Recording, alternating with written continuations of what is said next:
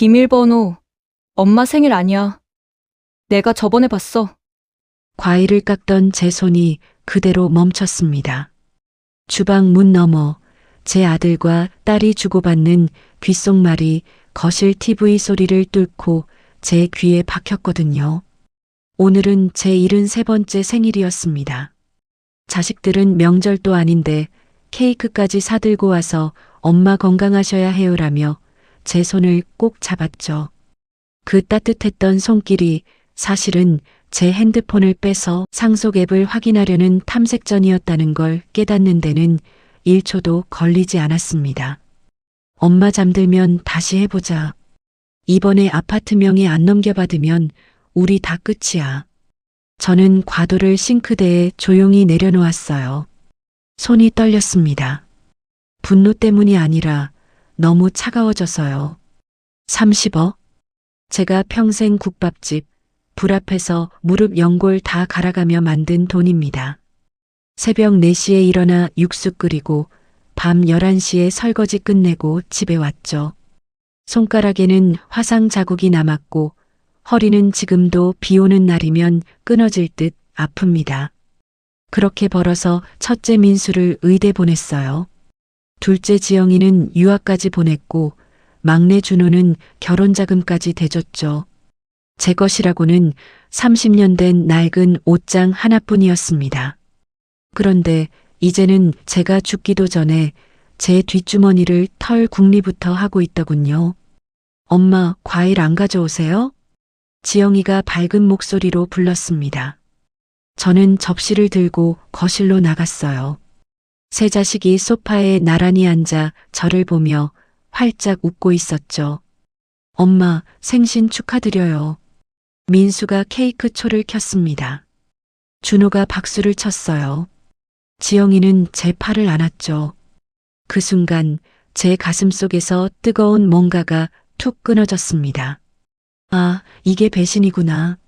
30년 동안 제 등에 업혀 자란 자식들이 이제는 저를 짐짝 취급하는구나. 그래, 너희가 나를 현금 인출기로 본다면 나는 기꺼이 고장난 기계가 되어주마. 그날 밤 저는 자식들 몰래 제 변호사에게 문자를 보냈습니다. 상속 오디션 내일 당장 시작하죠. 일주일 후 저는 자식들을 모두 불렀습니다. 엄마, 무슨 일이세요? 갑자기 다 오라고 하시면. 첫째 아들 민수가 시계를 힐끔 보며 말했어요. 병원 당직 있다는 핑계를 대려는 얼굴이더군요. 바쁜데 왜 부르신 거예요? 둘째 지영이도 짜증 섞인 목소리로 물었습니다. 명품 가방을 무릎에 올려놓은 채로요. 막내 준호만 아무 말 없이 핸드폰만 들여다보고 있었어요. 제가 앉아 있는데도 인사 한마디 없었죠. 저는 손에 든 서류 봉투를 식탁 위에 놓았습니다. 건강검진 결과 나왔어. 순간 거실이 조용해졌습니다. 세 자식의 눈빛이 일제히 그 봉투로 쏠렸어요. 걱정이 아니라 계산이 시작된 눈빛이었습니다. 민수가 먼저 입을 열었어요.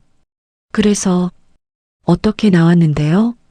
저는 천천히 봉투를 열었습니다. 사실 그 안의 서류는 변호사가 만든 가짜였지만 자식들은 몰랐죠. 최장암 의심 소견이래. 확정은 더 봐야 한대. 근데 의사 말로는 길어야 석 달에서 반년이란다. 어머 엄마. 둘째 지영이가 눈물까지 글썽이며 달려들었습니다. 하지만 저는 봤어요. 그 애가 오빠한테 몰래 보낸 눈짓을요.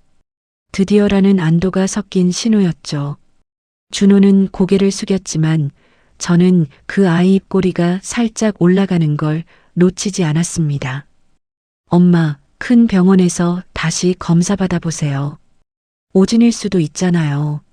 민수가 말했지만 그의 손은 이미 계산기를 두드리고 있는 것처럼 보였어요. 그래서 말인데, 저는 천천히 일어나 거실벽에 걸린 액자를 가리켰습니다. 제가 30년 전 국밥집 앞에서 찍은 사진이었어요. 앞치마 두르고 웃고 있는 제 모습이 거기 있었죠.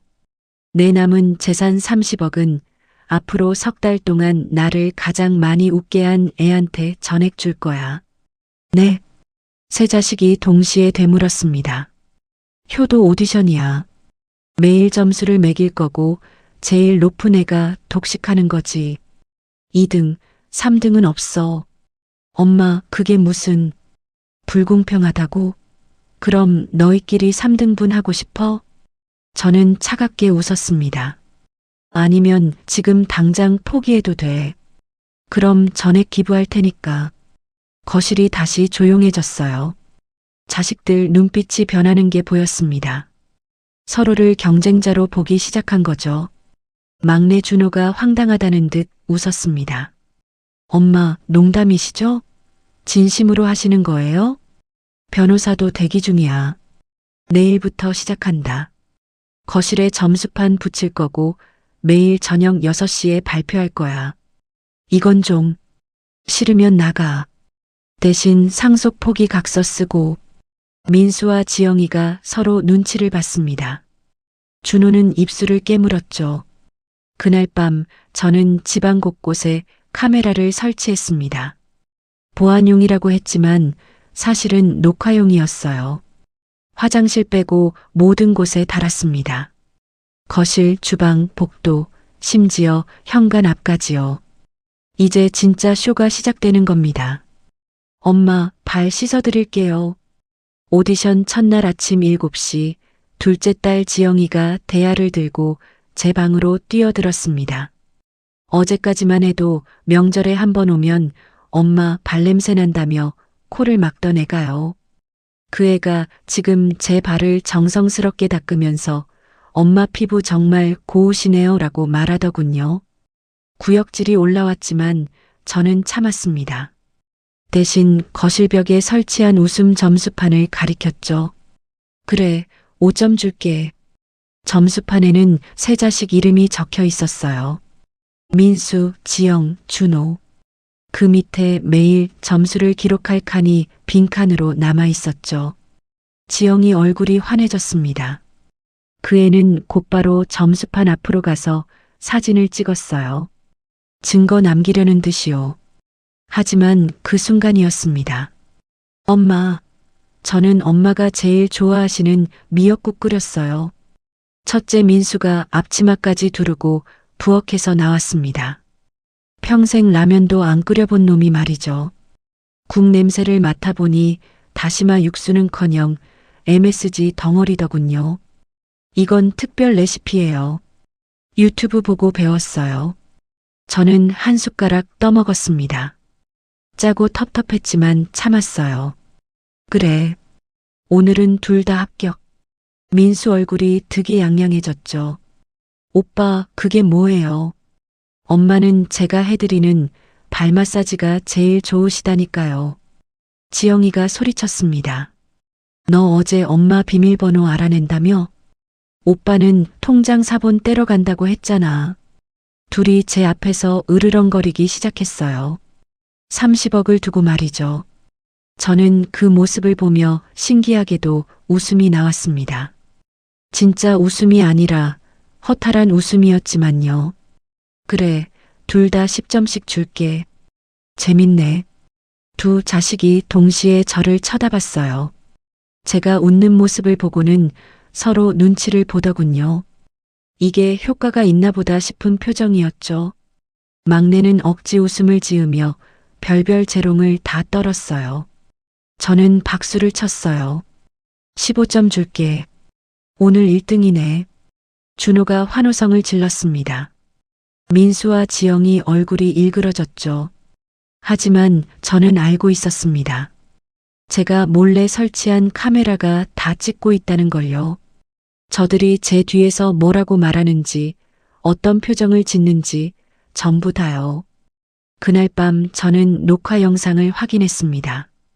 그리고 차갑게 미소 지었죠. 쇼는 이제 시작일 뿐입니다. 오디션 2주차 저는 매일 밤 녹화된 영상을 확인했습니다.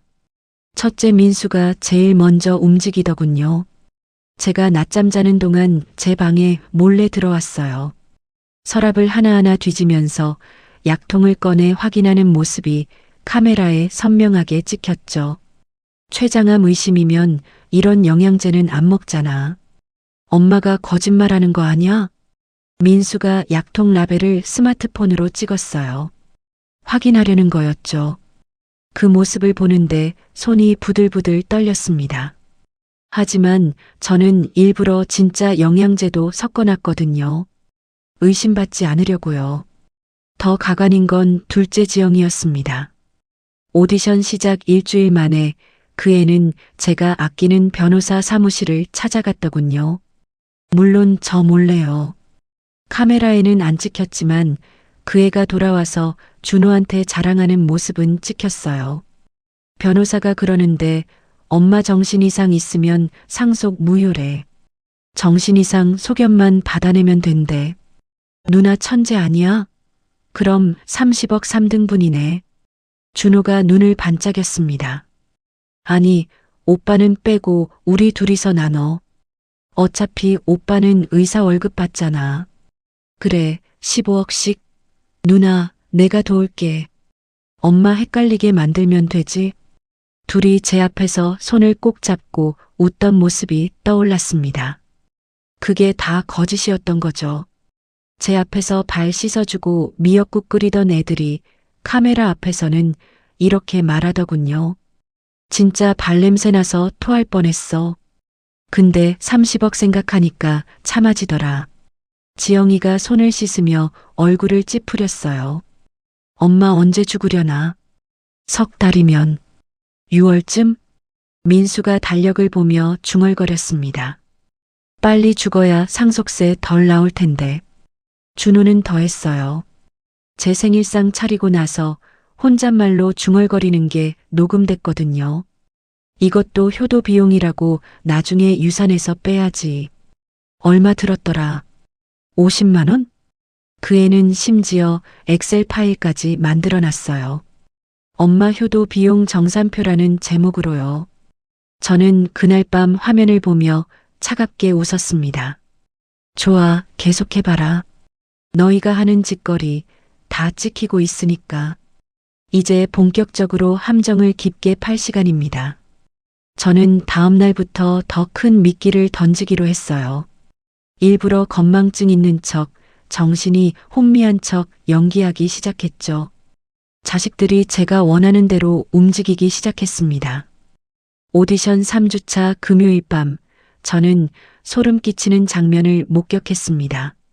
세 자식이 제 방 앞 복도에 모여 앉아 서류를 펼쳐놓고 있었어요.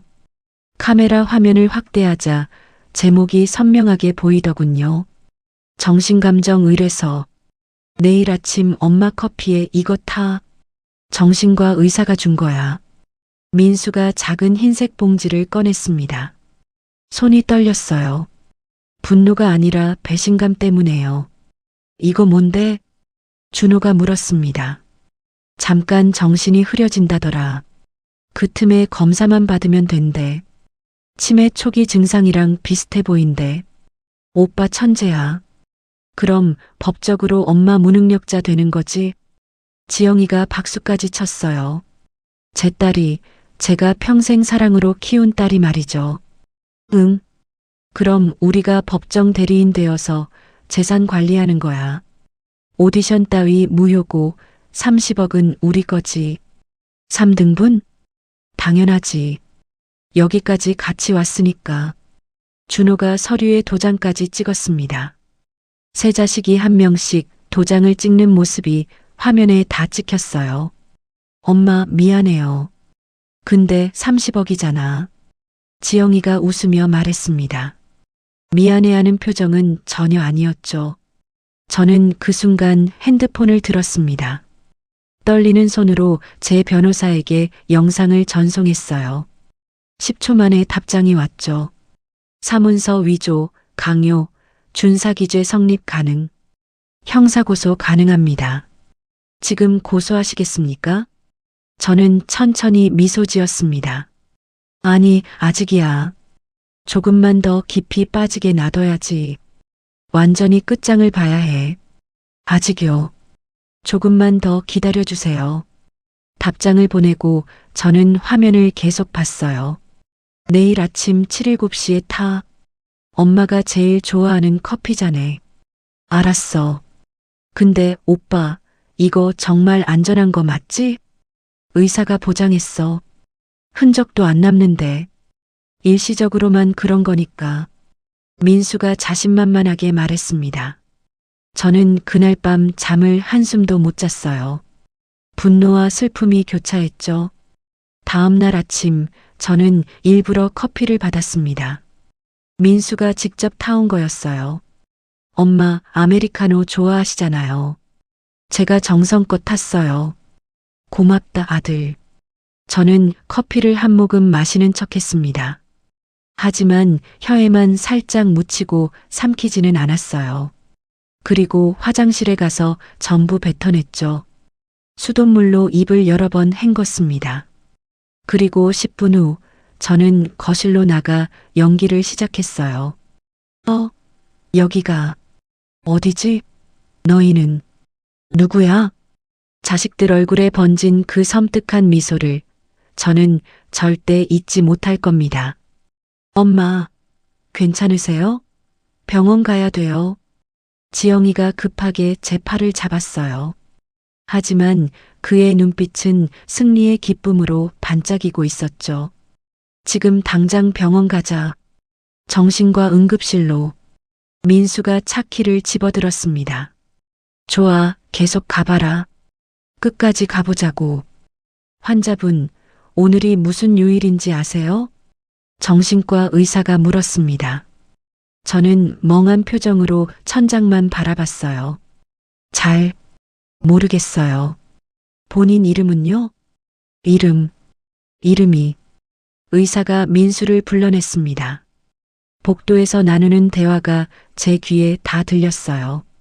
초기 치매 증상으로 보입니다. 정밀 검사 필요하고요. 보호자 동의 하에 입원 치료 권장합니다. 그럼 법적으로 어떻게 되나요? 정신능력 감정을 받으시면 성년후견인 선임 가능합니다. 민수 목소리에 희열이 묻어났어요. 알겠습니다. 바로 진행하겠습니다. 집으로 돌아오자마자 새 자식이 저를 소파에 앉혔습니다. 엄마, 여기 도장 찍으면 돼요. 요양원 입원 동의서예요. 민수가 제 손을 잡고 인감 도장을 쥐어줬습니다. 요양원? 나 집에 있고 싶은데. 제 목소리가 떨렸어요. 연기가 아니라 진짜 떨림이었죠. 엄마, 거기 좋은 데예요. 간호사들이 24시간 돌봐주고 친구들도 많대요. 지영이가 제 등을 토닥였어요. 하지만 저는 어젯밤 녹화 영상을 기억하고 있었죠. 그 애가 준호한테 한 말을요. 요양원 보내면 면회도 안 갈 거야. 한 달에 한 번? 그것도 귀찮아. 도장만 찍으면 끝이에요, 엄마. 준호가 제 손을 서류 위로 억지로 눌렀습니다. 그 순간 제 손이 스르르 미끄러지면서 서류가 바닥에 떨어졌어요. 아, 엄마. 제대로 좀 해요. 민수가 짜증을 냈습니다. 더 이상 연기가 아니었죠. 진짜 본색이었어요. 손도 제대로 못 쓰네. 완전히 치매 맞네. 준호가 중얼거렸습니다. 결국 민수가 제 손을 강제로 잡고 도장을 찍었어요. 서류 3군데예요. 요양원 입원 동의서, 재산관리 위임장, 성년후견인 동의서. 됐다. 지영이가 환호성을 질렀습니다. 그날 밤 새 자식은 제 거실에서 샴페인을 터뜨렸습니다. 제가 방에서 자는 줄 알았겠죠. 내일이면 재산 이전 완료야. 30억 3등분. 각자 10억씩. 엄마, 정말 고마워요. 평생 ATM 노릇해줘서. 이제 요양원에서 편히 쉬세요. 민수가 잔을 높이 들었어요. 건배. 우리의 승리를 위하여. 잔을 부딪히는 소리가 복도까지 울렸어요. 웃음소리도 들렸죠. 저는 침대에 앉아 핸드폰을 켰습니다. 변호사에게서 온 문자가 떠 있었어요. 모든 증거 확보 완료. 내일 오전 10시 최종 대응 가능합니다. 진행하시겠습니까? 저는 천천히 답장을 썼습니다. 그래요. 시작합시다. 끝장을 봅시다. 우승자 발표하기 전에 우리가 함께 본 가장 웃긴 영상부터 감상하자. 다음날 오전 10시 저는 새 자식을 거실에 앉혔습니다. 변호사도 옆에 대기시켰죠. 엄마, 빨리 발표해요. 누가 이긴 거예요? 지영이가 들뜬 목소리로 물었습니다. 민수는 이미 통장을 꺼내놓은 상태였고요. 근데 엄마, 오늘 정신 괜찮으세요? 어제는 준호가 의아하다는 표정으로 물었어요. 아, 어제? 연기했어.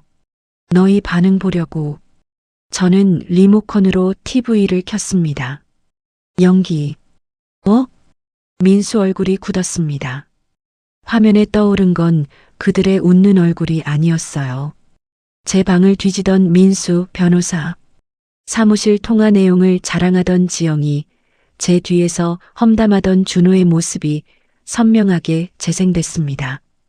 이게 뭐야? 발냄새 나서 토할 뻔했다는 말, 지영아. 내가 한 거 맞지?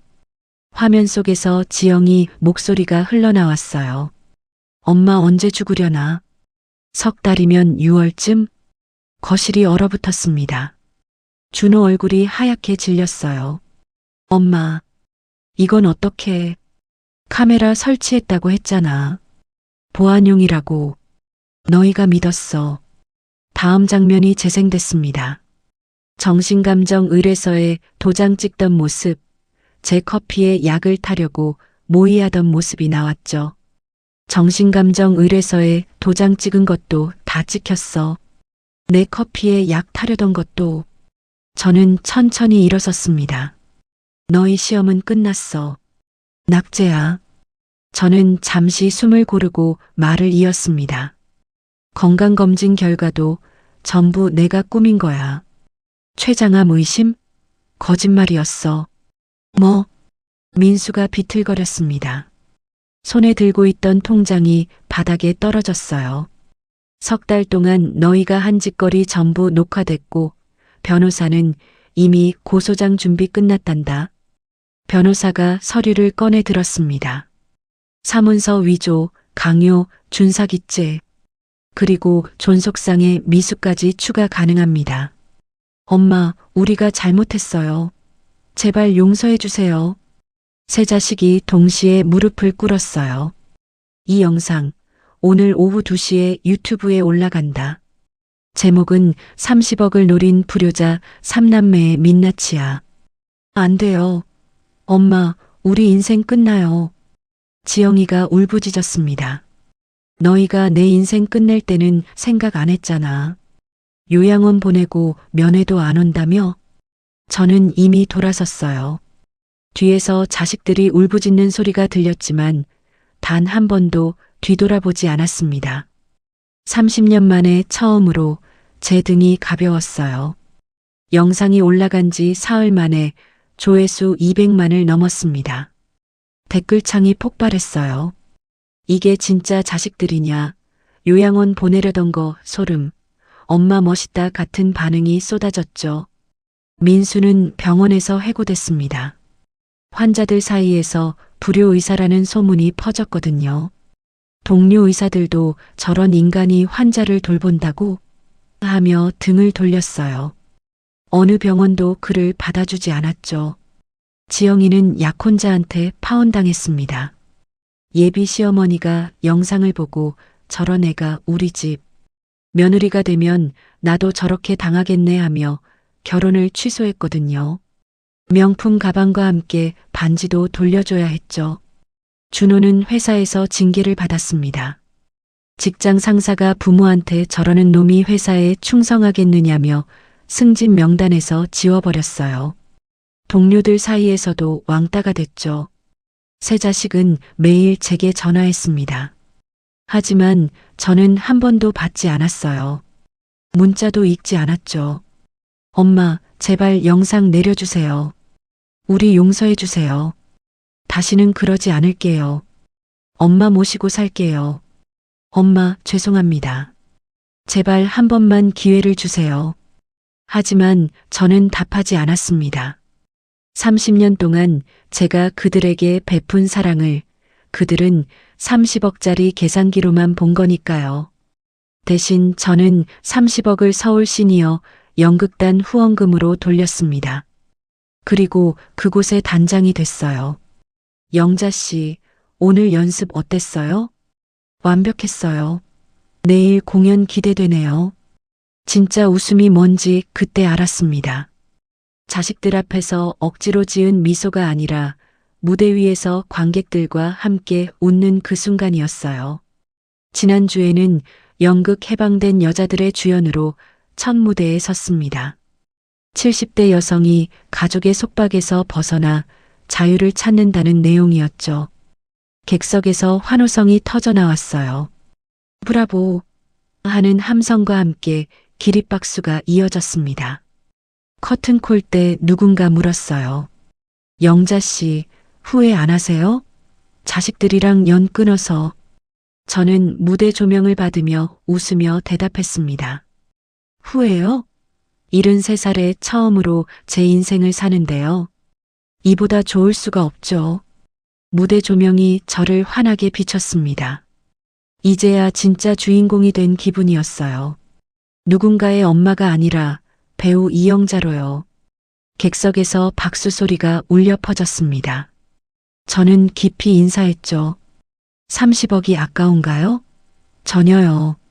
제 존엄은 돈으로 살 수 없으니까요.